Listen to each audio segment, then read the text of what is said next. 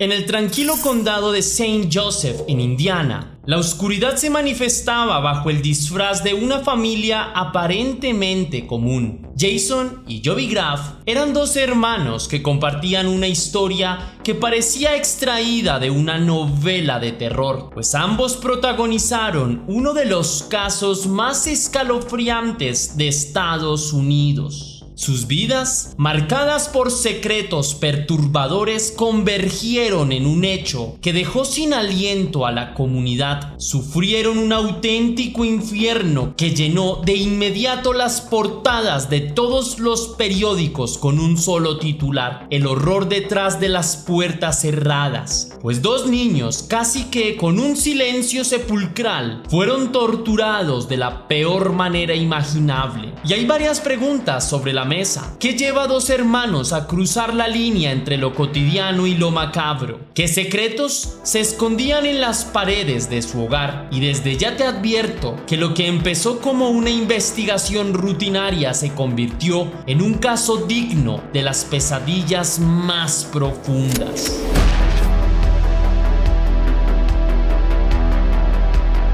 Antes de iniciar, quiero enviar un saludo muy especial y cósmico a dos leyendas, a Frost 9K, que me escribió gracias. Muchas gracias a ti por estar aquí apoyando mi contenido. Lo valoro desde lo más profundo de mi alma, deseo que las cosas en tu vida vayan de maravilla y espero que termines de pasar un excelente año. Cuídate mucho, mi leyenda. También quiero agradecer a Titi India, que me escribió gracias. A ti, mi leyenda, por apoyarme y mostrarme tu cariño. De verdad lo recibo con enorme gratitud y anhelo que tú y tu familia estén muy bien. Te deseo lo mejor del mundo y te envío un gran abrazo cósmico. Por favor, cuídate mucho. Ahora sí, la pregunta del día de hoy es: ¿qué harás este fin de año? Déjame tu respuesta en la caja de comentarios.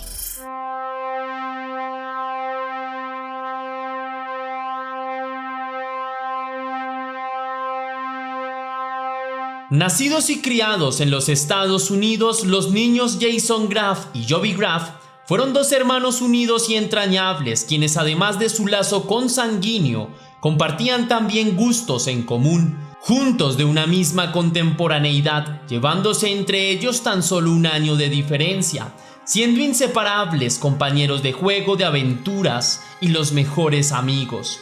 Juntos eran familia, los hermanos vivían con su madre y posteriormente con su hermano menor, también con su padrastro, un hombre carismático y amigable que trabajaba en el banco, respetado y admirado por la comunidad donde residía, quien terminaría por hacer cenizas las esperanzas y el futuro de los menores de edad. La señora Claire Bradburn era la madre de Jason y de Jovi Graff, quien luego de una relación afectiva fallida se separó del padre de sus hijos, de quien poco se tiene información, dejando a la madre soltera la responsabilidad y el cuidado de dos menores de edad, por lo que la señora Claire Bradburn tenía que trabajar intensamente y organizar muy bien sus finanzas para sobrevivir, para pagar sus gastos e impuestos, para darse un estilo de vida digno, ahorrando un poco de su propio sueldo como docente cuando tenía la oportunidad. Claire Bradburn conocería a un hombre mayor que ella, de quien se enamoraría y con quien generaría un profundo vínculo, relacionándose primero con él de una forma amistosa, luego desarrollando algo más intenso juntos en el año de 1983. Tras varias citas, Claire Bradburn contraería matrimonio con el señor Edward Graff, también conocido como Ed, un tipo de gran reputación y talante en el barrio que se caracterizaba por su sonrisa gentil y confiable, por su forma de ser amistosa y su personalidad, virtudes que había desarrollado en su trabajo como banquero.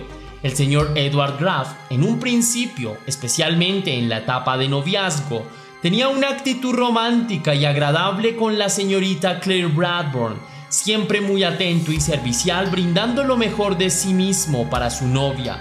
Asimismo, brindando lo mejor para Jason y Jovi, de 5 y 6 años, los hijos biológicos de Claire, pues estar con ella era también estar con ellos, ya que los niños representaban la vida de la responsable madre.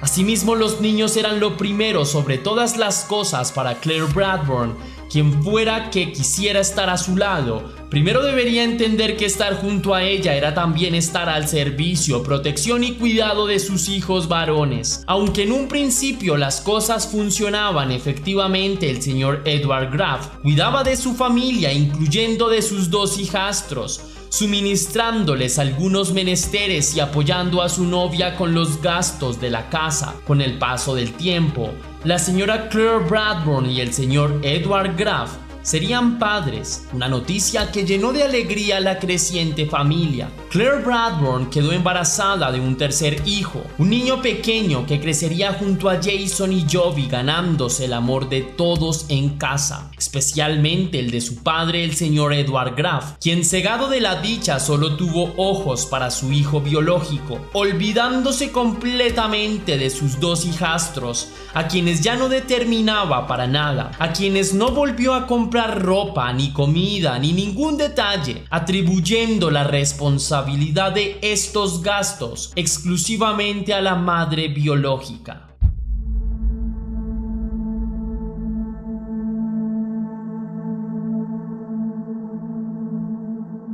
El señor Edward Graff fue una persona temperamental que solía hacer las cosas y mantenerlas en secreto. Por aquel entonces, Ed habría guardado un secreto importante a la familia, siendo señalado de corrupción en su trabajo por engaño, estafa y hurto, acusado de malversar más de $70,000 de su trabajo en el banco, por lo que fue echado de su laburo y se abrió un folio de investigación en su contra. La familia nuevamente tuvo que pasar por una aguda crisis económica, siendo la señora Claire Bradburn, de oficio docente, la única fuente de ingresos en el hogar, por lo que, cansada de trabajar intensamente para todos en casa, harta de la actitud déspota y abusiva de su esposo con sus hijastros y del hecho de que no trabajara, mostrándose muy cómodo en la posición de desempleado, pensó en terminar su relación con él. Edward Graff, como si de antemano hubiese planeado a detalle el horripilante destino para sus hijastros, luego de que naciera su hijo biológico,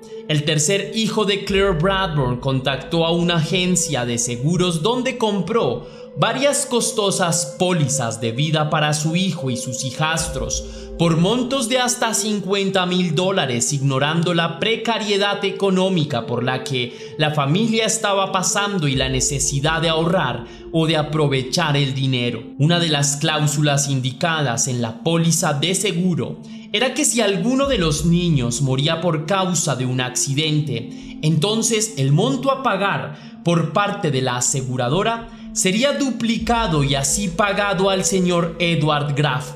Lo que en un principio parecía ser una familia feliz, en donde Ed parecía ser un tipo responsable y de gran compromiso, además de un sujeto atento, dispuesto y servicial, poco a poco se fue derrumbando. La apariencia de hombre atento y de padre amoroso como jefe de familia se iba deshaciendo, se desmontaba la fachada del señor Edward Graff, quien sacaba su verdadera personalidad a flote, exponiéndose como alguien déspota, egocéntrico y prepotente. Todos en casa empezaron a tenerle miedo al señor Edward Graff por su repentino cambio de actitud. Incluso llegó a amenazar directamente de muerte a su expareja y a sus ex hijastros, prometiendo hacerles daño en varias ocasiones.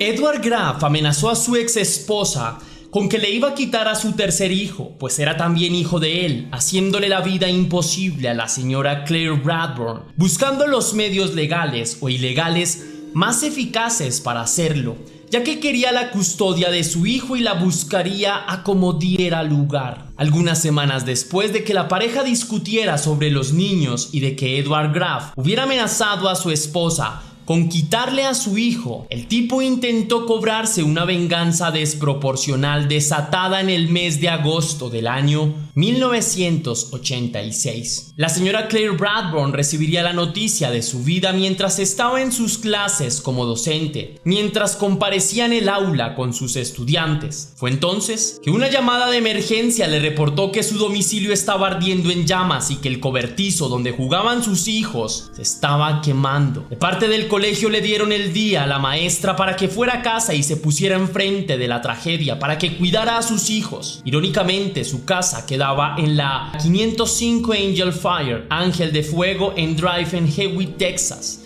Un particular nombre para la calle, el cual sería recordado para siempre por la conexión misteriosa con el incendio y sus víctimas. Cuando la señora Claire Bradburn llegó hasta el lugar de los hechos, su preocupación se volvió más intensa, pues había policía, organismos de rescate, bomberos, ambulancias y una gran multitud aterrada que miraba despavorida la fachada del edificio en llamas, y algunos lloraban angustiosamente. Claire Bradburn habló con su expareja James Shutter cuando llegó al lugar de la conflagración. El hombre le dijo a su ex que al parecer el fuego se había generado por un incendio accidental en el cobertizo de la casa. Le dijo que Jason y Jovi estaban muertos, pues no pudieron escapar a la conflagración al estar jugando en el epicentro de la candela. Pero las sospechas entonces se activaron con su relato, pues la información sobre los niños muertos en la tragedia aún no se había hecho pública, siendo un secreto entre rescatistas y servidores públicos, quienes no habían anunciado nada sobre las víctimas al no haberlas identificado, por lo que era demasiado extraño que James Shutter supiera que los niños estaban muertos. En el juicio, precisamente, varios funcionarios públicos y agentes de los organismos de rescate y de bomberos que estuvieron en el incendio testificaron contra James Shutter, afirmando que la información sobre los niños hallados quemados en la escena del crimen no había sido hecha pública. Además, denunciaron la sospechosa actitud de James Shutter, quien estaba absolutamente sereno y tranquilo con la noticia del incendio y de los niños desaparecidos. En el cobertizo donde empezó el fuego se encontraron los cuerpos de los chicos Jason y Jovi, quienes fueron identificados posteriormente debido al avanzado estado de sus quemaduras. Ambos jóvenes fueron encontrados boca abajo en posiciones de descanso, por lo que se puede especular que fueron llevados hasta allí dormidos, tal vez noqueados antes de ser encerrados en el cobertizo, controvirtiendo la hipótesis principal que indicaba que los niños se encerraron por accidente y se prendieron fuego a sí mismos. Según la hipótesis del señor Ed, él estaba cuidando de su hijo favorito cuando todo sucedió. El hombre le cambiaba el pañal a su hijo menor y lo limpiaba cuando descubrió el fuego, el cual ya estaba descontrolado y se propagaba por el edificio, por lo que Ed no tuvo más remedio que tomar a su bebé en brazos y escapar con él, pero los niños que jugaban en el cobertizo quedaron atrapados.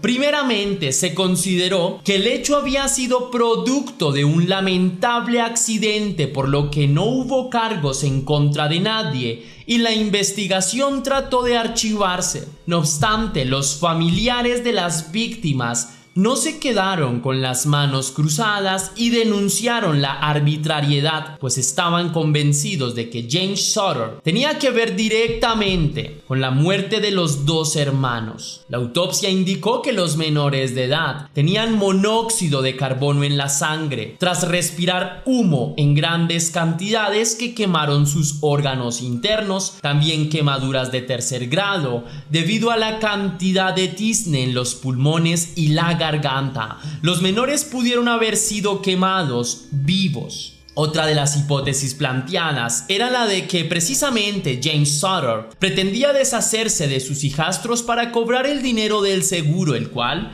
se duplicaba al ser causado por un accidente. Según la hipótesis contra James Shutter, el tipo habría noqueado previamente a los niños y los habría llevado hasta el cobertizo donde los encerró bajo llave, lo que explicaría que ambos cuerpos hubieran sido encontrados en posiciones pasivas. Posteriormente, el sospechoso habría iniciado el incendio, haciéndolo parecer un accidente. James Sutter negó esta teoría y dijo que no estaba relacionado con el hecho, fingiendo estar bastante sentido por la pérdida de sus hijastros, aunque en momentos no pareciera estar tan afligido en verdad. Se realizaron varias pericias en el lugar del incendio, descubriendo varios detalles en la escena que no eran verosímiles con la historia de James Sutter. Entre ellos, que la puerta del cobertizo estaba cerrada con seguro y que los jóvenes además estaban recostados y boca abajo, como si hubiesen sido puestos allí tras ser desmayados. No era lógico que ellos mismos hubieran iniciado el incendio. En el año 1988, James Sutter fue capturado por la policía y condenado a cadena perpetua por el asesinato de sus hijastros a 60 años de prisión. Luego el tipo fue trasladado hasta la cárcel, donde estuvo 25 años. Luego, en el año 2013, se realizó un nuevo juicio en contra de James Sutter, donde se reevaluaron las pruebas en su contra y se decretó que dichas pruebas que lo condenaron no eran suficientemente contundentes para su pena, dándole beneficios por confesar los hechos, por lo que fue dejado en libertad condicional tras 25 años de prisión. Antes de irme, quisiera extender una pequeña reflexión que me parece puntual en este caso. Es una tragedia completa lo que sucedió, y quiero invitar a todos mis seguidores que son adultos, que son bastante sensatos, para que reflexionemos sobre lo que pasa en el mundo. Y es que muchas veces cuando entramos en una pareja empezamos a tener celos, en especial cuando esta pareja, previamente de estar en una relación sentimental con nosotros, pues tiene hijos. Ha pasado múltiples ocasiones, incluso se han cometido feminicidios a raíz de que uno empieza a sentir celos por un niño, algo que dentro de la manera en la que yo concibo el mundo me parece profundamente ridículo, pero es como invitarlos a todos para que amemos con el corazón, amemos con sensatez y entendemos, si lo hacemos de esa manera, entendemos que los niños son semillas que nos ayudarán a construir ese mundo que, valga la pena decirlo, a muchos adultos les ha quedado grande. Quiero invitar a todos mis seguidores a que denunciemos, nos alejemos, sepamos actuar de manera oportuna cuando notemos que nuestra pareja de alguna forma puede llegar a ser un potencial peligro para nuestros hijos. Y yo creo que hay bastantes señales de alarma, pero muchas veces nos quedamos con el eterno yo creo que él va a cambiar, yo creo que él va a dejar de ser así, yo creo lo uno, yo creo lo otro. Pero para mí es importante e imperante que aprendamos a actuar de manera oportuna ante estas situaciones. Yo creo que eso es lo más importante. Yo creo que eso es lo que nos va a ayudar a contrarrestar este tipo de crímenes que, vuelvo y digo, son muy despreciables. Y espero que todas las personas que vieron esto pues valoren la vida y valoremos la vida también desde el ejemplo. Entonces, que seamos un ejemplo de personas a seguir en todas nuestras facetas de vida, laboral, sentimental, familiar, social. Seamos un ejemplo de personas y ayudemos a nuestro contexto, a nuestro entorno, a ser mejores seres humanos. Que levantemos la bandera del amor, que estoy plenamente convencido que es con esta bandera con la cual podemos construir una mejor sociedad. Ahora sí, sin nada más que añadir por hoy, mi querida leyenda, si te gustó esta investigación, déjame saber con tu misterioso like. Si quieres y si puedes hacer una pequeña donación para la producción de Test Misterios, estaré enormemente agradecido. Lo puedes hacer de dos formas distintas. La primera, con el botón de super gracias, que se ubica allá abajo, justo al lado del botón compartir, o también vía PayPal, ya que tienes el link en la descripción y en el comentario fijado. Si lo haces de cualquiera de estas dos maneras, recibirás un agradecimiento personalizado y un saludo de mi parte para un próximo video. Ahora sí, sin más que añadir, recuerda seguirme en mis dos páginas de Facebook, Test Misterios y Test Misterios 2, también a mis dos cuentas de Instagram, soy Test Misterios. Allí estoy subiendo casos criminales, y a mi cuenta personal, Test Misterios, por si te interesa un poco saber más de mí o hablar de otro tipo de temáticas. Ahora sí, sin más que añadir por hoy, mi querida leyenda, recuerda que somos Misterio, que tú y yo nos vemos en un próximo caso.